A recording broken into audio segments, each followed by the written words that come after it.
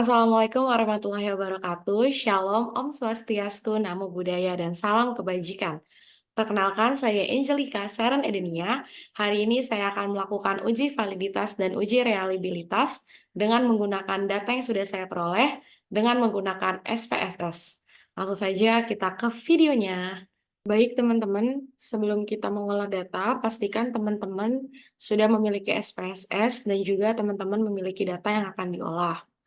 Langkah pertama, teman-teman harus mengcopy data yang sudah teman-teman peroleh sampai ke bagian total, lalu tarik sampai bawah. Pastikan tidak ada data yang tertinggal sama sekali ya teman-teman. Kemudian teman-teman buka SPSS dan teman-teman pindahkan data yang sudah teman-teman tadi copy.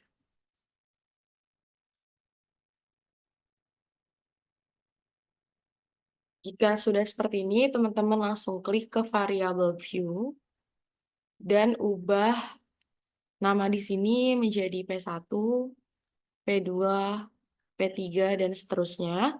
Untuk bagian ini, teman-teman nggak bisa langsung narik ke bawah kayak kita menggunakan Excel. Jadi, teman-teman harus melakukannya secara manual.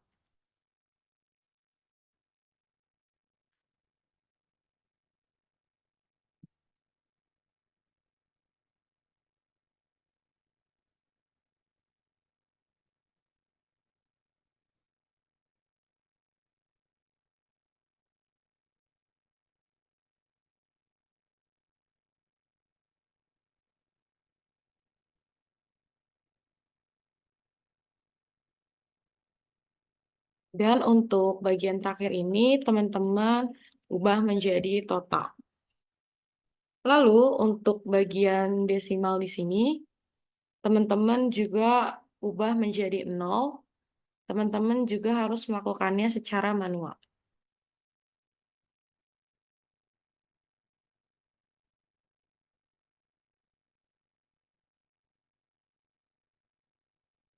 Maka akan terlihat seperti ini ya teman-teman. Lalu jika sudah, teman-teman kembali ke data view, lalu klik analyze, pilih yang correlate dan bifurcate. Lalu teman-teman shift semua datanya, klik sampai bagian total sampai bawah, pindahkan ke sisi kanan. Pastikan correlation-nya itu sudah di percent, lalu test of significant ya teman-teman pilih ke tile, dan juga centrang yang flux signifikan. Lalu klik OK, maka akan terlihat seperti ini. Teman-teman langsung copy saja.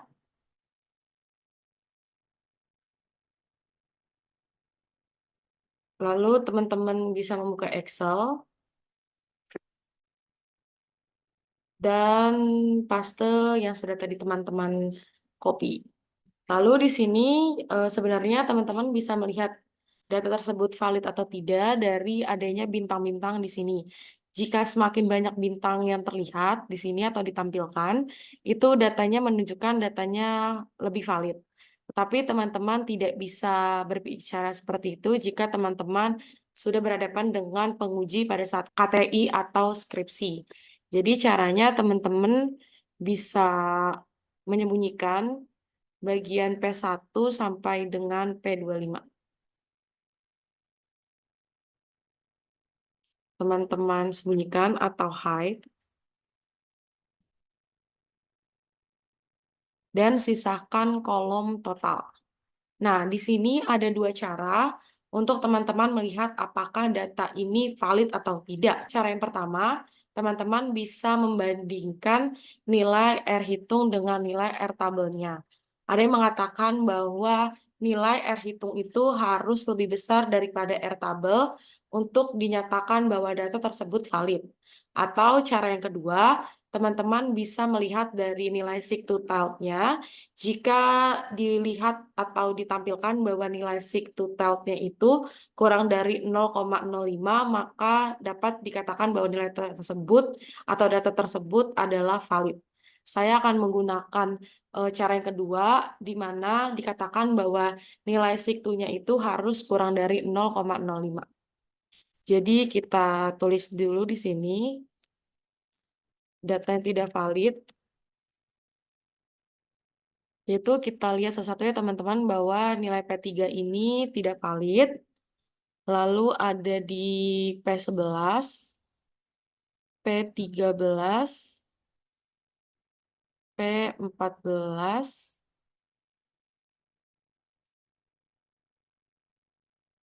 P18.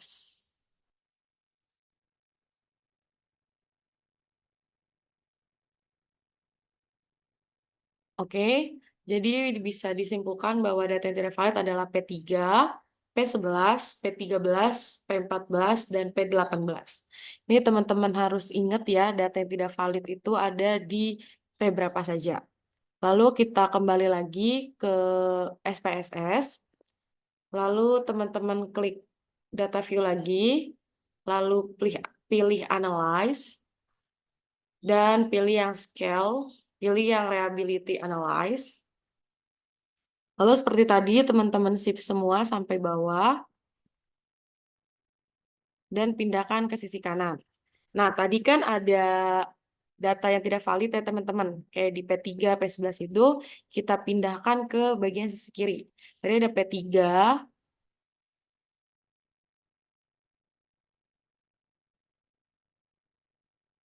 lalu ada P11,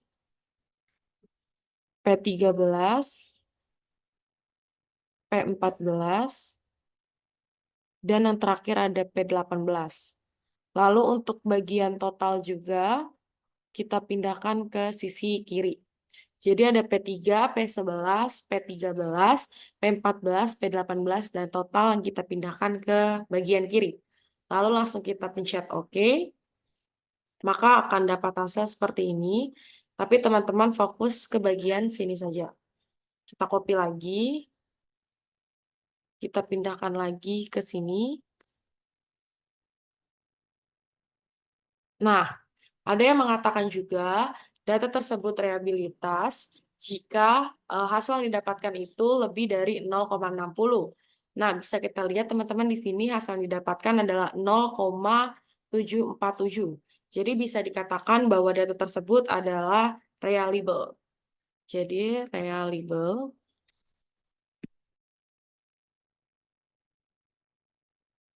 jika datanya itu lebih dari 0,6. Nah, jadi bisa disimpulkan bahwa dari data yang sudah kita olah tadi, yang tidak valid itu ada di P3, P11, P13, P14, dan P18. Lalu data tersebut reliable karena yang dihasilkan 0,747 atau dengan kata lain lebih dari 0,60. Terima kasih saya ucapkan kepada teman-teman sekalian yang sudah memperhatikan dan mendengarkan penjelasan dari saya. Kurang lebihnya saya minta maaf. Jika masih ada hal-hal yang ingin teman-teman tanyakan dan diskusikan, langsung saja teman-teman komen di bagian kolom komentar yang ada di bawah. Saya ucapkan terima kasih. Assalamualaikum warahmatullahi wabarakatuh. Shalom, Om Swastiastu, Namo Buddhaya, dan salam kebajikan.